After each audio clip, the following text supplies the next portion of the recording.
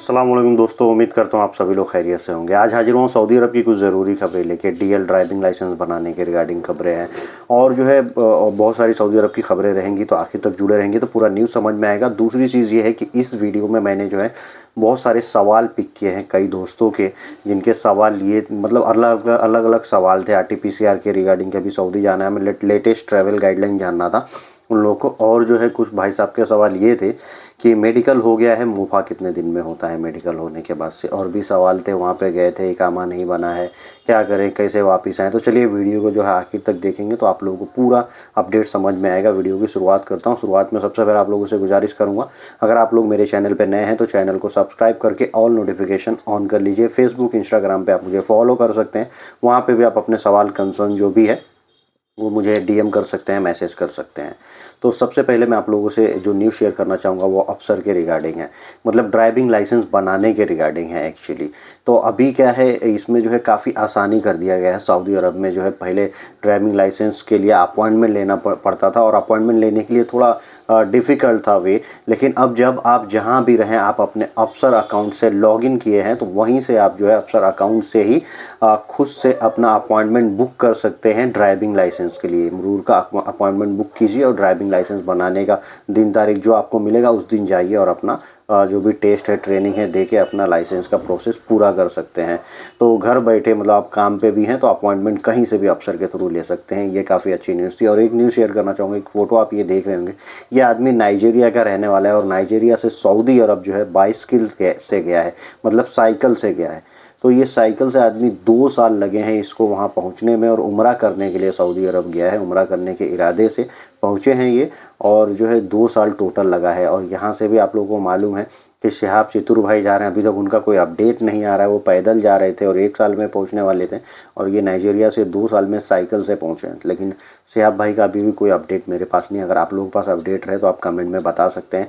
और जो है एक इम्पॉर्टेंट न्यूज़ जो है सऊदी लोगों के लिए है, सऊदी नागरिकों के लिए जो है, अगर वो लोग बांग्लादेश आते हैं तो बांग्लादेश एम्बेसी ने ये कह दिया है कि अब जो है आप लोगों को वीज़ा की ज़रूरत नहीं है, आप रिटर्न टिकट लीजिए और बांग्लादेश चले आइए। मतलब वीज़ा ऑन अराइवल दिया जा रहा है। पहले अभी आज के 2-3 महीना पहले ये चीज़ें बंद हो गई थी और उन्होंने नकार दिया था वीज़ा ऑन अराइवल देने के लिए सऊदी लोगों को। लेकिन अब बांग्लादेश जाने के लिए सऊदी लोगों को वीज़ा की ज़रूरत नहीं है, वीज़ा ऑन अराइवल पर वो जा सकते हैं। उसके बाद से एक न्यूज़ शेयर करना चाहूँगा, ये भी काफ़ी इंपॉर्टेंट न्यूज़ है। पब्लिक प्रोसिक्यूशन के द्वारा सऊदी पब्लिक प्रोसिक्यूशन ने एक जो है अपडेट जारी किया है और दुकान वाले और सबके जितने भी हैं मॉल वगैरह उन सबको एक नोटिस दिया है कि अगर आप लोग फ्रॉड सामान बेचते हुए पकड़े गए सऊदी अरब में, फ्रॉड करते हुए, मतलब सामान जो रहते हैं ना असली नकली टैग इधर उधर बहुत सारे उसमें चीज़ें होती हैं, कुल मिला जुला के सामान बेचने में या फ्रॉड सामान बेचते हुए पकड़े जाने पे आपको जेल भी हो सकती है और 1 मिलियन रियाल का जो है फ़ाइन भी लग सकता है। सऊदी गवर्नमेंट के द्वारा ये कानून ला दिया गया है। और उसके बाद से एक न्यूज़ शेयर करना चाहूँगा, आप लोग देखे होंगे 25 तारीख को क्रिसमस डे था और क्रिसमस सऊदी अरब में बहुत धूमधाम से मनाया गया। लोग विश भी किए एक दूसरे को। इसके रिगार्डिंग सऊदी अरब को लोग क्रिटिसाइज़ कर रहे थे कि इस्लामिक कंट्री और वहाँ पे जो है गैर इस्लामिक लोगों के जो रहन सहन है और उनके जो त्यौहार हैं वो भी मनाए जा रहे हैं। तो सऊदी अरब थोड़ा लिबरल होता जा रहा है और मॉडर्न होने के ये पे है। तो इसका कई लोग जो है दूसरे वे में लेते हैं और कई तरह की बातें भी करते हैं। चाहे वो अभी एक पहले वो हैलोवीन करके एक फेस्टिवल गया, वो भी सऊदी अरब ने सेलिब्रेट किया, और जो है अभी क्रिसमस भी जो है सेलिब्रेट किया गया वहाँ पे। तो इसके रिगार्डिंग एक जो है क्लेरिफिकेशन आया है मुस्लिम वर्ल्ड लीग के जो हेड हैं उनके द्वारा। उन्होंने कहा है कि इस्लाम में ऐसी कोई भी मनाही नहीं है कि आप एक दूसरे किसी भी मजहब को उसके त्यौहार पे विश नहीं कर सकते हैं। इसकी कहीं भी बुक से, इस्लामिक बुक से मनाही नहीं है कि आपको नहीं किसी को विश करना है। आप जो है उन्हें विश कर सकते हैं, इसमें कोई भी दिक्कत नहीं है। और उसके बाद से मैं आप लोगों से एक न्यूज़ शेयर करना चाहूँगा, काफ़ी इंपॉर्टेंट न्यूज़ है। बेंगलुरु एयरपोर्ट यानी इंडिया के बेंगलुरु एयरपोर्ट पे 12 लोग जो है कोरोना पॉजिटिव पाए गए हैं, जो हाई रिस्क कंट्रीज से जो है ट्रैवल करके इंडिया आ रहे हैं। आपको मालूम है इंडिया में पूरी दुनिया से लोग जो भी इंडिया आ रहे हैं उसमें 2% पैसेंजर लोगों का जो है रैंडमली टेस्ट किया जा रहा है कोविड का, वो चाहे रैपिड हो या फिर नॉर्मल कोविड का टेस्ट हो, RT-PCR हो। ये चीज़ें एयरपोर्ट पर की जा रही हैं। उसी करते हुए एक दिन में 12 लोग जो है पाए गए हैं और वो 12 लोग जो थे वो हाई रिस्क कंट्रीज से आ रहे थे। हाई रिस्क कंट्री में थाईलैंड है, चाइना है, जापान है, हांगकांग है और भी एक कंट्री है। 5 कंट्री को हाई रिस्क पे रखा गया। वहाँ से बिना RT-PCR कराए जो है इंडिया लोग नहीं आ सकते हैं। तो जो है अभी ये थोड़ी सी डराने वाली खबर लग रही है। कई तरह की खबरें आ रही है न्यूज़ में, बहुत तरह की लोग बातें कर रहे हैं। खैर उम्मीद यही है कि सब आसान हो जाए। अब इसके बाद से शुरू करते हैं क्वेश्चन आंसर वाला सेशन। भाई साहब बहुत लोगों का सवाल है, बहुत लोगों में से मैंने कुछ ही लोगों का सवाल लिया हूँ जो मुझे इम्पोर्टेंट लगा। मैं सोचा कि यार इसका जवाब दे दिया जाना चाहिए। तो सवाल मैं पिक करता हूँ लोगों का अपने लैपटॉप के स्क्रीन से। और इसमें जो है एक भाई साहब का सबसे पहला सवाल था मोफ़ा के रिगार्डिंग कि मेरा जो है मेडिकल हो गया है तो मोफ़ा मेरा कब मिलेगा।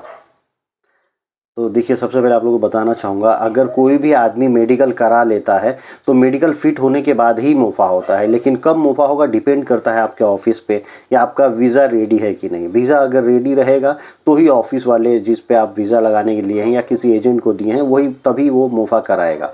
तो कुल मिला जुला के जो बात ये है कि वीज़ा जब अवेलेबल आपके लिए रहेगा तभी मुफ़ा होगा। और एक सवाल आपका ये भी आएगा मन में कि मुफ़ा हो गया है तो क्या वीज़ा कन्फर्म है। ये भी नहीं होता। कई बार वीज़ा रेडी नहीं रहता लेकिन एजेंट लोग आदमी को बहलाने फुसलाने के लिए भी ऑफिस वाले से बात करके मुफ़ा लेके दे देते हैं, रिपोर्ट उठा लेते हैं कि भाई चलो मुफ़ा करके दे, थोड़ा आदमी ठंडा हो और पैसा उससे ले ले। ये भी सीन होता है।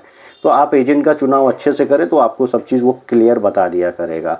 और एक भाई साहब बोल रहे हैं कि मैं 3 महीना पहले जो है सऊदी अरब में आया हूँ और 3 महीना पहले वो सऊदी अरब में आया। उनका सवाल ये है और 3 महीना हो गया और कपिल ने उनको अभी जो है एक नंबर दिया है, बोला ये इकामा नंबर है, चेक किए तो वो एक्सपायर है। देखिए 3 महीना में हो सकता है वो तो कौन सा इकामा बना और कैसे एक्सपायर होगा थोड़ा कन्फ्यूज़न है, क्योंकि मिनिमम 3 महीने का इकामा बनता है एक, अगर किसी कंपनी में आदमी जा रहा है तो। अब बताइए 3 महीने का इकामा भी बना और 3 महीना हुआ इनको जाके और इकामा भी एक्सपायर हो गया। लेकिन बोल रहे हैं कि 3 दिन हुआ एक्सपायर हो गए, तो हो सकता है कुछ दिन ज़्यादा उनको हो गया हो जाके 3 महीना से। तो अगर एक्सपायर हो गया तो मैं कैसे आऊँ इंडिया। तो इंडिया आने के लिए इकामा आपका वैलिड होना चाहिए, तभी आपका छुट्टी या एग्जिट लगेगा। एक्सपायर है तो छुट्टी एग्जिट नहीं लगेगा। आप चाहें तो इसमें जो है अगर इंडियन एम्बेसी के थ्रू आना चाहें तो उनसे कांटेक्ट कर सकते हैं। 1 आध महीने का प्रोसेस जाता है। डिटेंशन सेंटर से आना चाहते हैं तो आप उससे आ सकते हैं। यही 2 रास्ते हैं। नहीं तो आप इकामा रिन्यूअल करवाइए फिर आप छुट्टी लगा के आ सकते हैं। और इसके बाद से जो है 1-2 और सवाल मैं पिक करना चाहूँगा। सबसे पहले इंपॉर्टेंट सवाल ये जो सबके मन में आ रहा है कि RT-PCR की ज़रूरत है क्या। एक भाई साहब ने सवाल किए थे कि RT-PCR की ज़रूरत है क्या, हमको सऊदी रिसेंटली जाने का है, अभी जाना है मतलब, या किसी को आना है तो भी चाहिए क्या। RT-PCR अभी कुछ भी नहीं लग रहा है सऊदी जाने के लिए। सऊदी से आने के लिए ऐसा कोई भी गाइडलाइन नहीं है कि RT-PCR कराया जाए। तो RT-PCR कराने की ज़रूरत नहीं है। अगर आप सऊदी जा रहे हैं तो आपके पास ticket, passport, arrival registration, vaccine certificate, बस इतना है, आप जा सकते हैं और कोई चीज़ नहीं चाहिए। अगर आप गल्फ़ कंट्रीज से आ रहे हैं इंडिया तो भी वहाँ पे कुछ भी चीज़ नहीं चाहिए। आपके पास टिकट वगैरह होना चाहिए, वीज़ा और छुट्टी का पेपर मतलब एग्जिट वीज़ा वगैरह, फिर आप आ सकते हैं इंडिया। वैक्सीन सर्टिफिकेट तो होना ही चाहिए, बस यही है। और कुछ भी अपडेट इसमें नहीं है। कुछ भी अपडेट आएगा तो मैं आप लोगों को बिल्कुल जो है इसके बारे में बताऊंगा। और एक भाई साहब का इम्पोर्टेंट सवाल है जो बहुत लोगों के साथ में ऐसा होता है कि उनका जो है ऑफ़र लेटर किसी और कंपनी से मिला था। मतलब आप लोग जब इंटरव्यू देते हैं तो कई लोगों को ऑफ़र लेटर मिलता है। अब ध्यान से सुनिएगा, ऑफ़र लेटर जो है उनको किसी और कंपनी से दिया गया है, लेकिन उनका वीज़ा जो लगा है अभी वो किसी और कंपनी में लगा है और प्रोफेशन की कोई और लग गया है वीज़ा पे, और प्रोफेशन हालांकि कोई और। मान लीजिए किसी का ऑफ़र लेटर मिलता है अकाउंटेंट का ऑफ़र लेटर मिला किसी और कंपनी का, वीज़ा लग गया है आमिल का किसी और कंपनी का। तो देखिए इस चीज़ों में क्या होता है, कई बार जिस कंपनी में आप जा रहे हैं आपके लिए वैलिड आपका ऑफ़र लेटर ही होता है, उस पर अगर आपकी सैलरी और उस पर आपका प्रोफेशन लिखा हुआ है तो वही है। हाँ, वीज़ा किसी और कंपनी का मैक्सिमम ऐसा होता है कि किसी और कंपनी का किसी और प्रोफेशन का लग गया। ये क्यों लगता है, क्योंकि वहाँ पे जो कंपनी आपको बुला रही है या तो उसके पास अपने कंपनी का वीज़ा अवेलेबल नहीं होगा तो दूसरे से वीज़ा लिए होंगे, वहाँ आप जाएंगे तो उनकी जिम्मेदारी है पूरा आपका वो प्रोसेस करके अपने खुद के कंपनी में ट्रांसफ़र करके आपका इकामा भी आपके प्रोफेशन का बना के देंगे। ये चीज़ें होती है। और कई बार ऐसा होता है कि उनकी कंपनीज़ के 2-3 कंपनी होती है एक कफिल के पास, सिस्टर कंपनीज़ बोलते हैं जिनको। तो एक कंपनी में जिसमें आपको उसको लेना है उस कंपनी का वीज़ा नहीं हो, लेकिन उसके पास दूसरी खुद की अपनी कंपनी 2-3 और होती है, उस किसी का वीज़ा और उस पर दूसरा प्रोफेशन है तो आपका वीज़ा लगा के आपको बुला लिया। कोई मुश्किल नहीं है, इसमें मुश्किल नहीं होता। और बाकी एट लास्ट मैं आप लोगों से ये बोलना चाहूँगा, जो लोग भी सऊदी अरब जाते हैं तो सऊदी अरब में आप गए, आपका प्रोफेशन अलग है वीज़ा पे और यहाँ पे कुछ और हुआ है या कुछ भी हो, वहाँ पे अगर आपको एग्रीमेंट के हिसाब से कुछ नहीं मिल रहा है तो उसकी जिम्मेदारी आपके एजेंट की है, जिस ऑफिस से आप गए हैं उसकी है। तो आप वहाँ पे कांटेक्ट करेंगे एजेंट को या ऑफिस को, बोलेंगे कि आप लोगों ने जो मेरा एग्रीमेंट किया था वो चीज़ें मुझे नहीं मिल रही हैं, तो वो लोग जिम्मेदार होंगे। बस ये इतनी तो हर ऑफिस वाले गारंटी लेते हैं। नहीं जवाब देंगे तो आपके पास बहुत सारे रास्ता कायम करने के जो है फंडे हैं। लाइक आप ऑनलाइन वीडियो लोग बना के डाल दे रहे हैं, मैं ये ऑफिस से एजेंट ने भेजा, मेरे को फ्रॉड कर दिया। ये सब चीज़ें भी आप कर सकते हैं। नहीं तो इंडियन एम्बेसी से कॉन्टैक्ट कर सकते हैं, मिनिस्ट्री में कॉन्टैक्ट कर सकते हैं। सब चीज़ ऑनलाइन है। ट्विटर पे जो है जो अपने फॉरेन मिनिस्टर हैं उनको भी टैग कर सकते हैं। कोई दिक्कत नहीं आनी चाहिए, और नहीं आती, अब बहुत कम आती, क्योंकि लोग होशियार हो गए हैं। तो चलिए वीडियो को करते हैं यहीं समाप्त, मिलते हैं ऐसे कुछ अगली वीडियो में। Thank you guys, thank you for watching.